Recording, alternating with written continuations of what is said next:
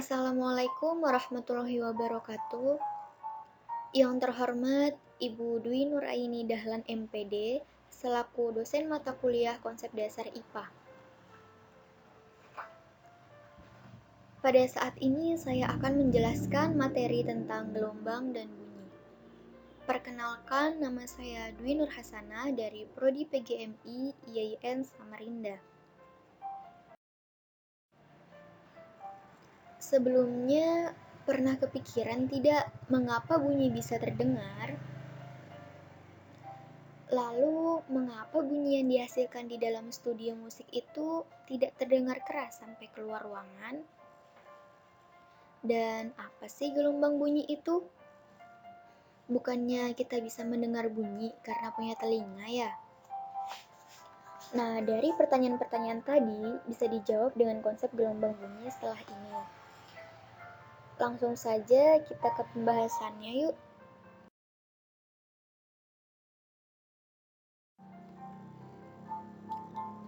Apa itu gelombang bunyi?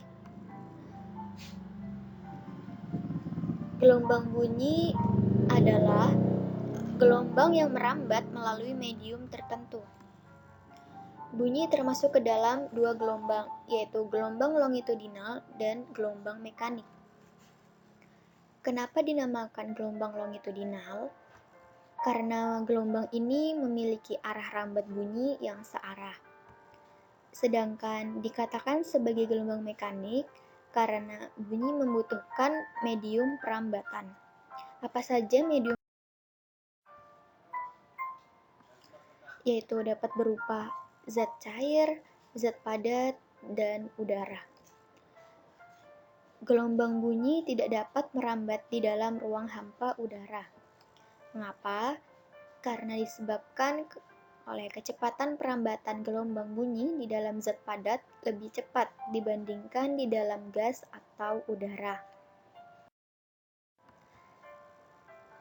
Selain dari gelombang longitudinal dan gelombang mekanik, ada juga yang namanya gelombang transversal.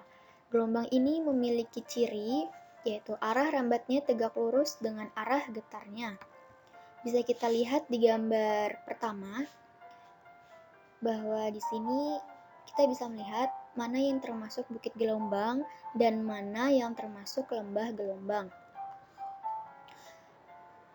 Pada huruf B kapital yang berada di atas dinamakan dengan bukit gelombang.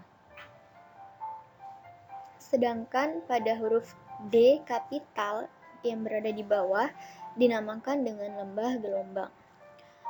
Pada gambar kedua terdapat amplitudo. Amplitudo adalah jarak atau simpangan terjauh dari titik kesetimbangan dalam gelombang.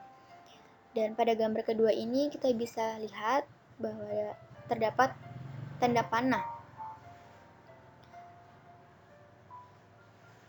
atas bawah yang merupakan tanda dari amplitudo. Amplitudo bisa dilambangkan juga dengan huruf A kapital. Lanjut, pada gambar ketiga terdapat panjang gelombang. Panjang gelombang ini disebut juga dengan lambda. Kenapa? Dan mungkin kita bisa memperkirakan atau mengkira-kira bahwa lambang dari panjang gelombang ini seperti huruf Y terbalik ya, agar kita lebih mudah mengingatnya. Nah, panjang gelombang ini terdiri dari satu bukit dan juga satu lembah. Untuk lebih jelasnya kita lihat di gambar keempat.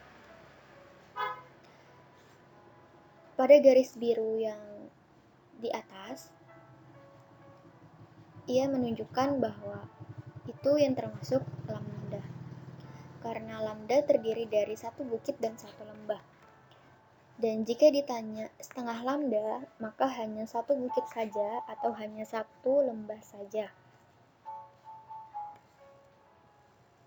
Selanjutnya pada gambar keempat terdapat periode.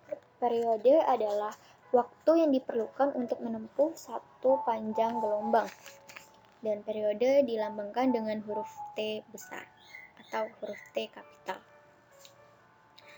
Dan rumus dari periode adalah F sama dengan 1 per T. F sendiri yaitu frekuensi, yang artinya jumlah gelombang yang melewati suatu titik tiap second. Dan antara frekuensi dalam periode ini mereka memiliki hubungan yang sangat erat, sehingga didapatkanlah rumus dari periode yaitu F sama dengan 1. Kemudian kita masuk ke dalam klasifikasi bunyi. Berdasarkan rentang frekuensinya, gelombang bunyi dibedakan menjadi 3, yaitu infrasonik, audiosonik, dan juga ultrasonik. Yang pertama ada infrasonik.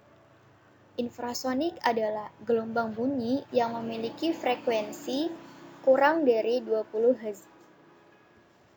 Yang bisa mendengar bunyi ini adalah hewan, seperti belalang, anjing, gajah, hiu, dan juga laba-laba. Yang kedua ada audiosonik, yaitu gelombang bunyi yang memiliki frekuensi antara 20 sampai 20 ribu Hz. Yang bisa mendengar yaitu kita manusia. Dan yang ketiga ada ultrasonik, yaitu gelombang bunyi yang memiliki frekuensi lebih dari 20 ribu Hz. Siapa yang bisa mendengar yaitu kelelawar dan lumba-lumba. Kemudian ada rumus cepat rambat bunyi. Secara umum ada 2 rumus. Yang pertama yaitu V sama dengan S per T. V sendiri cepat rambat bunyi dengan satuan meter per sekon. Sedangkan S jarak tempuh dengan satuan meter dan T adalah waktu dengan satuan second. Dan rumus yang kedua secara umum yaitu V sama dengan lambda per T, atau bisa juga dengan V sama dengan lambda dikali F. Lambda adalah panjang gelombang dengan satuan meter, T yaitu periode dengan satuan second, dan F yaitu frekuensi dengan satuan Hz.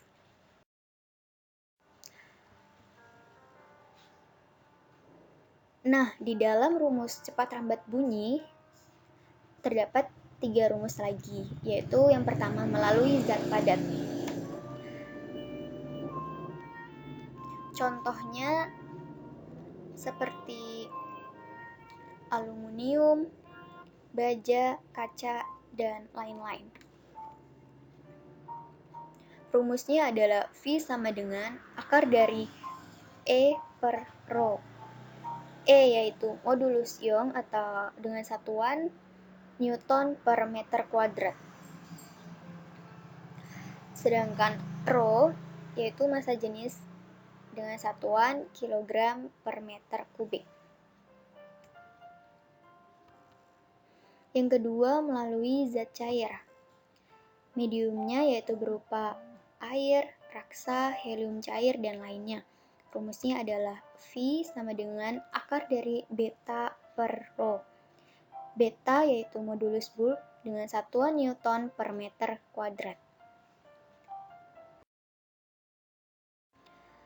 Yang ketiga adalah melalui udara atau gas dengan rumus V sama dengan akar dari gamma R dikali T dibagi M. Gamma atau konstanta Laplace, kemudian R adalah konstanta gas umum dengan satuan Joule per mol K. Kemudian T adalah suhu gas dengan satuan Kelvin, dan M adalah massa molekul relatif gas. Selanjutnya ada ciri-ciri gelombang bunyi. Ciri khas inilah yang nantinya akan dimanfaatkan dalam pembuatan suatu teknologi yang dapat berguna untuk kehidupan manusia. Ciri khas gelombang bunyi ini yang pertama adalah refleksi. Artinya dapat berbalik arah pantulannya, atau bisa disingkat dengan pemantulan. Dan yang kedua ada refraksi, yang artinya dapat mengalami pembelokan arah rambatan atau pembiasan gelombang. Yang ketiga ada interferensi gelombang, artinya perpaduan dua gelombang yang menghasilkan pola-pola tertentu, atau disingkat perpaduan. Yang keempat, ada efek Doppler, adalah perubahan frekuensi atau panjang gelombang sumber gelombang yang diterima pengamat karena adanya gerak relatif di antara keduanya. Dan yang kelima adalah difraksi atau pelenturan. Dan ini berlaku apabila ada bunyi yang melewati celah sempit, maka bunyi tersebut akan dilantur. Terakhir, kita langsung masuk ke contoh soal. Yang pertama ada seorang anak mendengar bunyi yang memiliki panjang gelombang sebesar 10 meter. Jika cepat rambat bunyi di udara 350 meter per sekon, tentukan frekuensi sumber bunyi tersebut. Kita cari apa saja yang diketahui terlebih dahulu. Yang pertama ada lambda, yaitu sebesar 10 meter. Kemudian ada cepat rambat bunyi, yaitu V, sebesar 350 meter per sekon. Dan yang ditanya adalah F, yaitu frekuensi. Langsung kita jawab dengan memasukkan rumus terlebih dahulu, yaitu V sama dengan lambda dikali F. Sehingga rumus F didapat, yaitu V dibagi dengan lambda, yaitu 350 dibagi dengan 10, dan hasilnya adalah 35 Hz. Kemudian contoh soal yang kedua, yaitu waktu yang dibutuhkan gelombang bunyi untuk merambat dalam baja sepanjang 1 km. Jika dianggap kerapatan baja 8.000 kg per meter kubik dan modulus elastiknya adalah 2 kali 10 pangkat 11 Pascal adalah yang diketahui pertama adalah S, yaitu jarak sepanjang 1 km. Kemudian rho sebesar 8.000 kg per meter kubik. Dan E-nya adalah 2 kali 10 pangkat 11 Pascal. Dan yang ditanya adalah T, yaitu waktunya. Langsung kita jawab, masukkan terlebih dahulu rumusnya. V sama dengan akar dari E per rho, sama dengan akar dari 2 kali 10 pangkat 11 dibagi dengan 8 kali 10 pangkat 3. Sehingga didapat akar dari 200 dikali 10 pangkat 9 dibagi dengan 8 kali 10 pangkat 3. Kenapa 2 kali 10 pangkat 11 menjadi 200 kali 10 pangkat 9? Karena agar kita mudah untuk membaginya dengan 8 kali 10 pangkat 3, maka bisa dijadikan dengan 200 dikali 10 pangkat 9. Hasilnya yaitu akar 25 dikali 10 pangkat 6. Sehingga hasil dari V adalah akar 25 yaitu 5, dan akar dari 10 pangkat 6 adalah 10 pangkat 3. Dan hasil dari V adalah 5 kali 10 pangkat 3 meter per sekon. Kemudian untuk mencari T, kita pakai rumus umum, yaitu V sama dengan S per T. Sehingga rumus T didapat, yaitu S dibagi dengan V. S-nya kita ubah menjadi meter, yaitu 1000 meter. Kemudian dibagi dengan V, hasil yang tadi yaitu 5 dikali 10 pangkat 3 meter per sekon. Sehingga hasil akhirnya didapat adalah 0,2 second. Terima kasih, mungkin ini saja yang dapat saya sampaikan. Apabila ada kesalahan kata dalam penyampaian materi, mohon dimaafkan. Wassalamualaikum warahmatullahi wabarakatuh.